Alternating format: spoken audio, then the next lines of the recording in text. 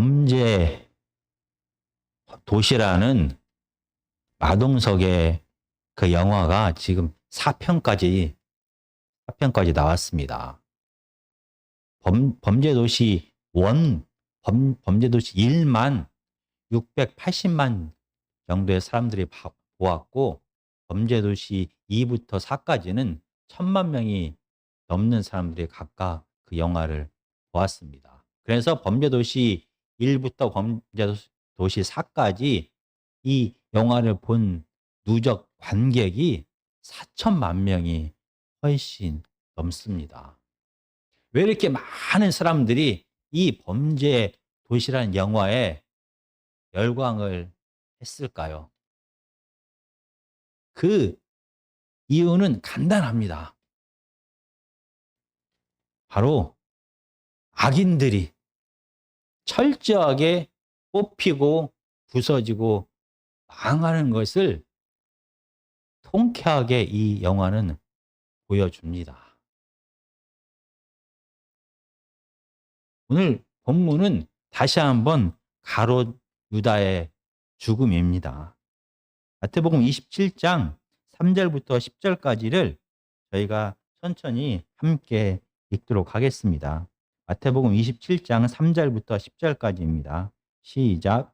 그때 예수를 판 유다가 그의 정죄됨을 보고 스스로 뉘우쳐 그 은 30을 대제사장들과 장로들에게 도로 갖다 주며 이르되 내가 무죄한 피를 팔고 죄를 범하였도다 하니 그들이 이르되 그것이 우리에게 무슨 상관이냐 내가 당하라 하거늘 유다가 은을 성소에 던져 넣고 물러가서 스스로 목매어 죽은지라 대제사장들이 그 은을 거두며 이르되 이것은 핏값이라 성전고에 넣어둠이 옳지 않다 하고 의논한 후 이것으로 토기장이의 밭을 사서 나그네의 묘지를 삼았으니 그러므로 오늘날까지 그 밭을 피밭이라 일컫느니라. 이에 선지자 예레미야를 통하여 하신 말씀이 이루어졌나니 일렀으되 그들이 그 가격 매겨진 자 곧 이스라엘 중에서 가격 매긴 자의 가격 곧 은 30을 가지고 토기장이의 밭값으로 주었으니 이는 주께서 내게 명하신 바와 같으니라 하였더라. 아멘. 다른 복음서와 달리 마태복음에는 이 가룟 유다의 죽음이 자세하게 기록됩니다. 첫 번째 이유는 베드로와의 비교를 통하여 후회와 회개의 차이점을 설명합니다. 베드로도 가룟 유다처럼 자기의 잘못을 깨닫게 됩니다. 그리고 슬퍼합니다. 그런데 베드로는 이렇게 잘못을 깨닫고 슬퍼하는데 머물러 있지 않습니다. 후회는 이렇게 잘못을 깨닫고 슬퍼하고 뉘우치는 데에 머무는 것이 후회입니다.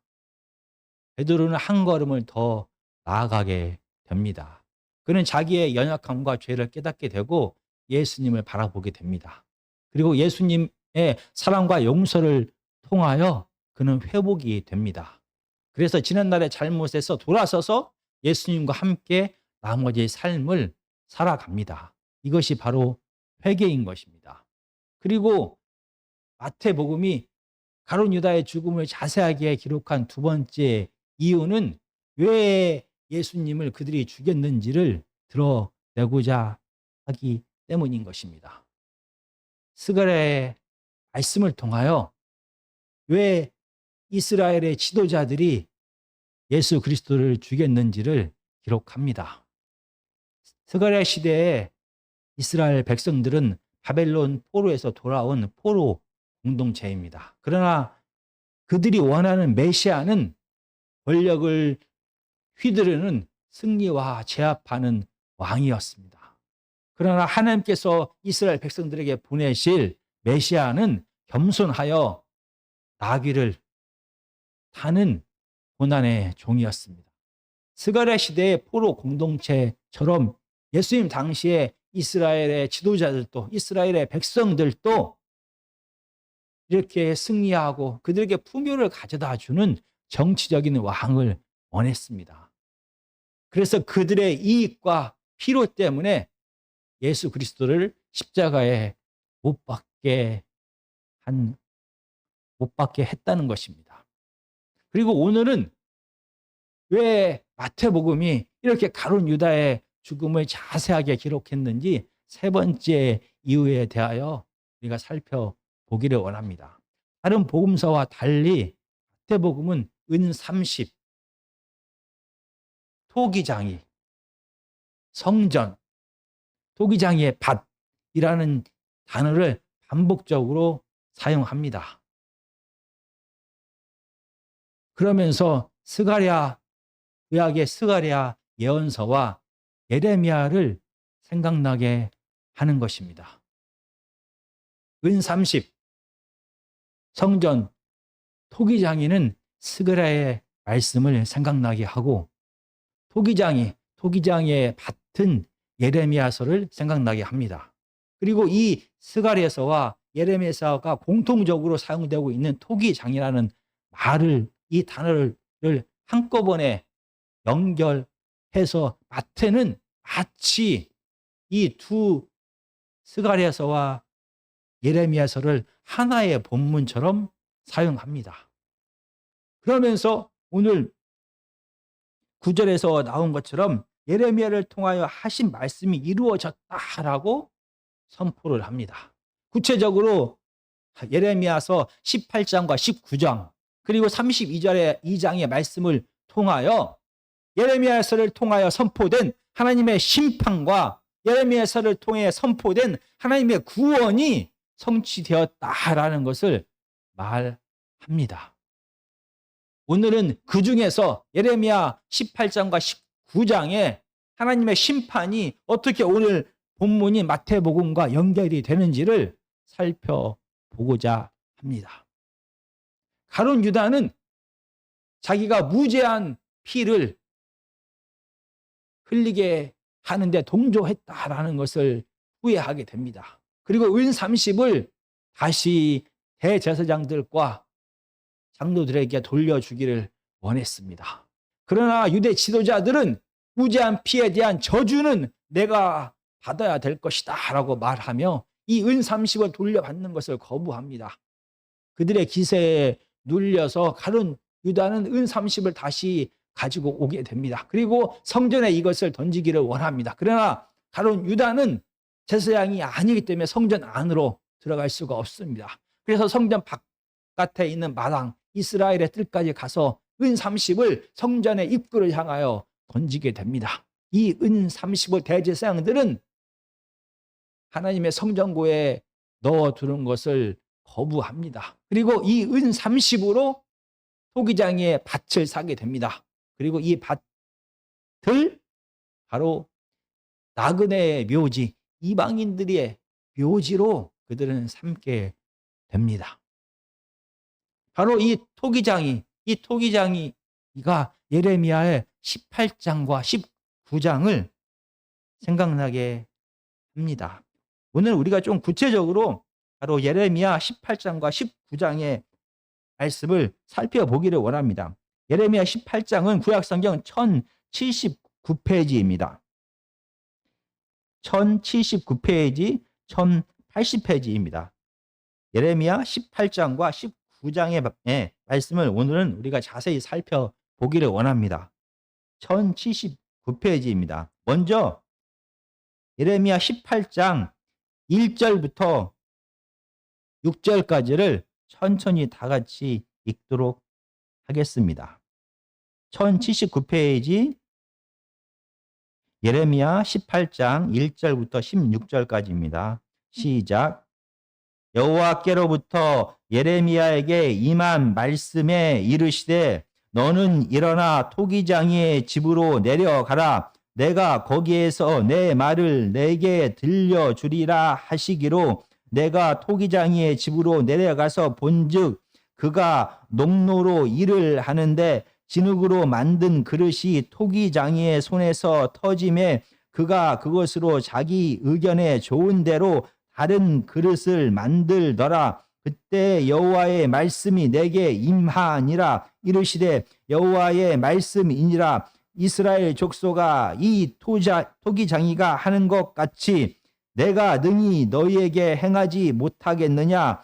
이스라엘 족속아, 진흙이 토기장이의 손에 있음같이 너희가 내 손에 있느니라. 지금 예레미야 18장의 말씀은 바로 하나님께서 토기장이 되신다라고 말합니다. 그리고 이스라엘은 바로 진흙이다라고 말씀을 하십니다. 그래서 하나님의 뜻 가운데 이스라엘 백성들이 진흙으로 지음을, 그릇으로 지음을 받게 됩니다. 그리고 하나님의 뜻은 이스라엘 백성들이 하나님의 계획대로 이 땅에서 사랑과 정의를 실천하면서 살아가는 것입니다. 우리가 18장 7절부터 11절 말씀을 다시 한번 읽으면서 주권자 되신 하나님의 모습을 다시 한번 살펴보겠습니다. 18장 7절부터 11절입니다. 시작. 내가 어느 민족이나 국가를 뽑거나 부수거나 멸하려 할 때에 만일 내가 말한 그 민족이 그의 악에서 돌이키면 내가 그에게 내리기로 생각하였던 재앙에 대하여 뜻을 돌이키겠고, 내가 어느 민족이나 국가를 건설하거나 심으려 할 때 만일 그들이 나 보기에 악한 것을 행하여 내 목소리를 청종하지 아니하면 내가 그에게 유익하게 하리라고 한 복에 대하여 뜻을 돌이키리라. 그러므로 이제 너는 유다 사람들과 예루살렘 주민들에게 말하여 이르기를 여호와의 말씀에 보라, 내가 너희에게 재앙을 내리며 계책을 세워 너희를 치려 하노니 너희는 각기 악한 길에서 돌이키며 너희의 길과 행위를 아름답게 하라 하셨다 하라. 지금 예레미야 18장 7절부터 11절까지는 하나님의 주권적인 모습을 그립니다. 만약 진흙으로 지음받은 각 민족들이 하나님의 뜻에 온전히 순종하게 되었을 때 하나님께서는 그들을 세우시고 심는다라고 말합니다. 그러나 하나님께서 세우시고 심겠다라고 했던 각 민족들이 하나님의 뜻에 불순종하고 자기의 계획대로 그들의 욕망에 따라 살아가게 될 때 그들은 뽑히게 되고 부서지게 되고 멸망하게 될 것이다 라고 말씀하십니다. 그리고 하나님께서 먼저 택하심을 받은 유다 백성이, 예루살렘 주민들이 하나님의 뜻을 거역하고 있다라고 지금 말합니다. 그리고 만약 계속해서 이렇게 하나님의 뜻대로 살지 아니하고 자기의 계획대로 자기의 욕망에 따라 악을 해가면서 살아가게 될 경우에는 그들을 반드시 멸망시킬 것이다 라고 하나님은 예언자들을 통하여 계속 경고하셨습니다. 이 하나님의 경고에 대한 이스라엘 백성들의 반응이 12절입니다. 그러나 그들이 말하기를 이는 헛되니 우리는 우리의 계획대로 행하며 우리는 각기 악한 마음이 완악한 대로 행하리라 하느니라. 아무리 선지자들을 통하여 이스라엘 백성들에게 심판의 말씀을 경고를 계속 주었음에도 불구하고 그들은 여전히 하나님의 계획대로 사랑과 정의로 의를 행하는 것이 아니라 그들의 계획대로 그들의 마음이 이끄는 대로 욕망에 따라 살겠다라고 말하며 그들은 교만하게 행하고 있습니다. 그 결과 예레미야 19장에서는 깨진 항아리를 통하여, 깨진 토기를 통하여 이스라엘을 향한 하나님의 심판이 확정되었다라는 것을 선포합니다. 바로 예레미야 19장 1절부터 다시 한번 6절까지를 우리가 천천히 읽도록 하겠습니다. 19장 1절부터 6절까지입니다. 시작. 여호와께서 이와 같이 말씀하시되 가서 토기장이의 옹기를 사고 백성의 어른들과 제사장들의 어른 몇 사람과 하시드 문 어기 곁에 있는 흰놈의 아들의 골짜기로 가서 거기에서 내가 내게 이른 말을 선포하여 말하기를 너희 유다 왕들과 예루살렘 주민아 여호와의 말씀을 들으라. 만군의 여호와 이스라엘의 하나님이 이같이 말씀하시되 보라 내가 이곳에 재앙을 내릴 것이라. 그것을 듣는 모든 자의 귀가 떨리니 이는 그들이 나를 버리고 이곳을 불결하게 하며 이곳에서 자기와 자기 조상들과 유다 왕들이 알지 못하던 다른 신들에게 분향하며 무죄한 자의 피로 이곳에 채웠음이며 또 그들이 바알을 위하여 산당을 건축하고 자기 아들들을 바알에게 번제로 불살라 드렸나니 이는 내가 명령하거나 말하거나 뜻한 바가 아니니라. 그러므로 보라 다시는 이곳을 도벳이나 흰놈의 아들의 골짜기라 부르지 아니하고 오직 죽임의 골짜기라 부르는 날이 이를 것이라. 여호와의 말이니라. 아멘. 하나님께서는 예레미야에게 당시 이스라엘의 지도자들과 함께 흰놈의 골짜기로 가라라고 말합니다.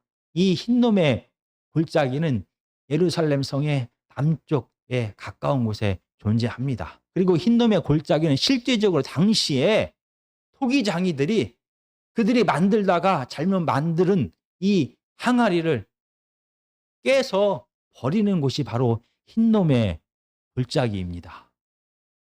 그리고 당시에 흰놈의 골짜기는 또 우상 숭배의 중심지로 유명합니다. 이스라엘의 지도자들이 이방신을 섬기면서 심지어 자기들의 아들을 자기의 욕망을 채우기 위하여 이방신들에게 바쳤던 곳이 바로 이 도벳이라는 곳인데 이 도벳이 바로 흰놈의 골짜기에 있습니다.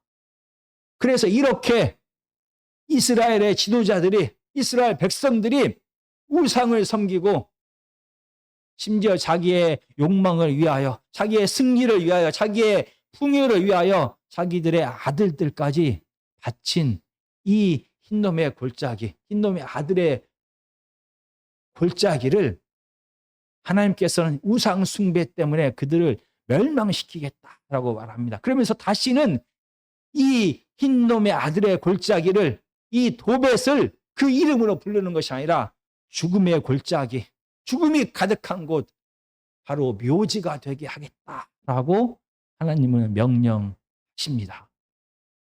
그리고 구체적으로 이스라엘의 이 재앙의 모습이 7절부터 기록됩니다. 제가 읽어보겠습니다. 내가 이곳에서 유다와 예루살렘의 계획을 무너뜨려 그들로 그 대적 앞과 생명을 찾는 자의 손에 칼에 엎드려지게 하고 그 시체를 공중에 세워 땅의 짐승의 밥이 되게 하며 이 성읍으로 놀람과 조롱거리가 되게 하리니 그 모든 재앙으로 말미암아 지나는 자마다 놀라며 조롱할 것이며 그들이 그들의 원수와 그들의 생명을 찾는 자에게 둘러싸여 공경에 빠질 때에 내가 그들이 그들의 아들의 살, 딸의 살을 먹게 하고 또 각기 친구의 살을 먹게 하리라 하셨다 하고 이렇게 우상 숭배를 하는 자, 자기의 계획 따라 욕망에 따라 살아가는 이스라엘을 향한 하나님의 저주의 구체적인 모습이 드러납니다. 하나님께서는 칼으로, 하나님께서는 기근으로, 하나님께서는 바로 짐승을 통하여 이스라엘을 재앙을 내리시게 됩니다. 그 중에서 바로 예루살렘 성이 적들에 의하여 포위를 받게 됩니다. 그 결과 예루살렘 성 안에 있는 유대 지도자들은 너무나 배가 고파서 그들의 자녀를, 그들의 친구들을 먹게 됩니다. 그들의 욕망을 위하여, 그들의 승리와 풍요를 위하여 아들을 하나님께 바쳤던 이스라엘의 지도자들이 적의 침입으로 배가 고파서 그들의 아들과 그들의 딸과 그들의 친구들을 먹게 되는 재앙을 하나님께서 내리실 것이다 라고 말합니다. 그리고 이런 재앙의 결과를 11절과 12절은 이렇게 말합니다. 그들에게 이르기를 만군의 여호와께서 이와 같이 말씀하시되 사람이 토기장이에 그릇을 한번 깨뜨리면 다시 완전하게 할 수 없나니 이와 같이 내가 이 백성과 이 성읍을 무너뜨리리니 도벳에 매장할 자리가 없을 만큼 매장하리라. 여호와의 말씀이니라. 내가 이곳과 그 가운데 주민에게 이같이 행하여 이 성읍으로 도백 같게 할 것이라. 예루살렘 성전뿐만이 아니라 예루살렘 성뿐만 아니라 이스라엘 유다를 하나님께서는 도백같이 하리라. 죽음의 골짜기가 되게 하리라. 사람들이 너무나 많이 죽어서 매장지가 필요 없고 그곳이 바로 매장지가 되고 묘지가 되게 할 것이다 라고 이 심판의 모습을 예레미야를 통하여 말씀하십니다. 예레미야를 통하여 하나님께서 하신 이 심판의 말씀이 이스라엘 땅에 그대로 실행됩니다. 성취가 됩니다. 바로 기원전 586년에 이스라엘은, 오늘 본문에 나온 유다는, 예루살렘은 바벨론에 의하여 철저하게 뽑히고 부서지고 멸망하게 됩니다. 그 결과 예루살렘 성은 죽음의 땅, 죽음의 묘지가 됩니다. 너무나 많은 사람들이 죽어서 따로 매장지를 만들 필요가 없을 정도로 넘쳐나는 이 죽음의 골짜기가 되는 것입니다. 오늘 마태복음에서 마태는 바로 이 예루살렘을 향하여, 유다를 향하여 예레미야 시대에 한 그 심판의 말씀이 오늘 성취되었다라고 오늘 기록하고 있는 것입니다. 예레미야 시대의 유대 지도자들처럼, 예레미야 시대의 이스라엘 백성들처럼 예수님 당시의 유대 지도자들은 하나님의 계획대로 살지 않았습니다. 하나님의 뜻대로 사랑과 정의를 실행하면서 살지 않았습니다. 예레미야 시대의 이스라엘 백성들처럼, 유대 지도자들처럼 자신의 계획대로 자기의 욕망에 따라서 승리와 풍요를 따라 살게 되었습니다. 바로 예레미야 시대 때 임했던 그 심판이 지금 성취되었다라고 마태는 말합니다. 유대 지도자들은 하나님의 아들 되신 예수 그리스도조차, 하나님의 아들조차 자기네들의 이해와 이익과 풍요와 힘을 위하여 죽여버리는데 내버려 두게 됩니다. 죽음으로 몰아가게 됩니다. 그들은 예수님의 죽음의 값으로 받은 은 30을 토기장의 밭을 사서 자기네들이 아닌 이방인들의, 나그네들의 묘지로 삼고자 했습니다. 그러나 우리는 알게 됩니다. 몇십 년이 못 되어 유대 지도자들이 그렇게 의지하고 믿었던 로마에 의하여 예루살렘의 성전은 뽑히게 되고 부서지게 되고 멸망당하게 됩니다. 유대 지도자들이 그렇게 의지했던 로마에 의하여 예루살렘 성은 완전히 뽑히게 되고 무너지게 되고 멸망하게 됩니다. 그리고 유대 지도자들처럼 똑같이 자기네들의 계획대로, 자기의 본성이 이끄는 대로 살았던 이스라엘 백성들의 머무는 모든 삶의 터전은 죽음의 골짜기, 묘지가 되는 것입니다. 하나님을 우상처럼 여기고 하나님의 뜻대로 사랑과 정의를 실천하면서 살았어야 됐는데 우상처럼 여기고 자기의 욕망에 따라 승리와 풍요를 쫓아 살았던 과거의 이스라엘이 바벨론에 의해 멸망당한 것처럼 예수님 당시의 이스라엘은 로마에 의하여 심판을 받게 됩니다. 예수 그리스도의 잡히심과 죽음을 기록한 복음서의 마지막 부분은 참 답답합니다. 만왕의 왕 대신 예수님이 죄인으로 잡히고 묶이고 모욕을 당하게 됩니다. 당시의 유대 지도자들은 그들의 지위와 권세를 이용하여 예수님을 죽음으로까지 계속 몰아갑니다. 그들은 오늘 본문에서 가룟 유다는 그래도 눈물로 회개하고 눈물로 후회하고 죽었지만 유대 지도자들은 후회하는 것을 거부합니다. 그리고 여전히 기세가 등등합니다. 당시의 상황을 다 지켜보았던 마태는 정말 예수님이 죄인처럼 저주를 받으면서 힘없이 뽑히고 부서지고 망해가는 모습을 답답한 모습으로 지켜볼 수밖에 없었습니다. 그러나 30년, 40년이 지난 다음에 이 마태복음을 기록하면서 마태는 당당하게 오늘 본문에 이렇게 기록합니다. 그 악인들이, 예수 그리스도를 죽음으로 몰았던 그 악인들이, 우상 숭배를 일삼으면서 당시 예수님을 핍박했던 그 악인들이 예레미야의 심판의 말씀처럼 그들은 뿌리 뽑히게 되고 그들은 부서지게 되고 그들은 멸망당했습니다. 하나님의 심판이 악인들을 향하여 통쾌하게 진행되었습니다. 라고 오늘 본문의 말씀을 통하여 기록하고 있습니다. 정말 지금도 마찬가지입니다. 자기의 욕망에 따라 자기의 계획에 따라서 힘과 쾌락을 쫓아가는 세상 사람들은 기세가 등등합니다. 하나님의 뜻에 온전히 순종하여 이 고난의 길, 십자가를 대신 짊어지는 이 고난의 길을 걷는 하나님의 자녀들은 마치 죄인처럼 움츠리면서 살아가는 것 같습니다. 그러나